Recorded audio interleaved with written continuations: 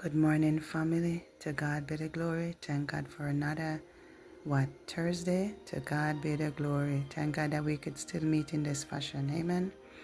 So, my encouragement for you today is taken from the book of Numbers, chapter 32, verse 5 and 6, and possibly verse 14.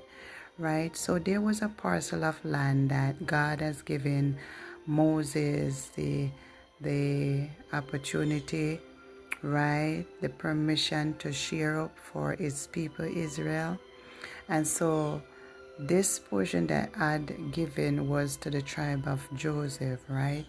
So they were on war, taking out the enemies so they could inherit the land that God has given to them, right? But they reached up and up, they had conquered a parcel of land which was in Gilead, right, on the east side of Jordan. And so the tribe of Joseph, which was Reuben, Gad, and half of Manasseh, they wanted to settle there because it is what they wanted.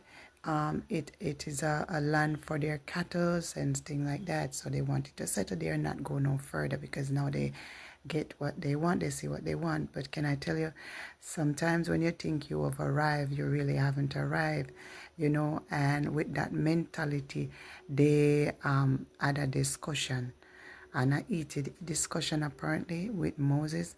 And Moses said unto them in verse 5, he says, therefore they said, if we have found favor in your sight, let this land be given to your servant as a possession. Do not take us over the Jordan.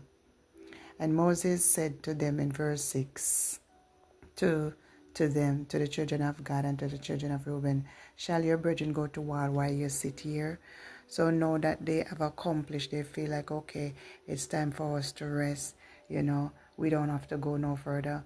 But we have to change that mind frame because it's not a good mind frame. And Moses said unto them in verse 14, the same attitude and dirty ways that your fathers had in the past is the same one that you have risen up in, and that cannot go, that cannot stand.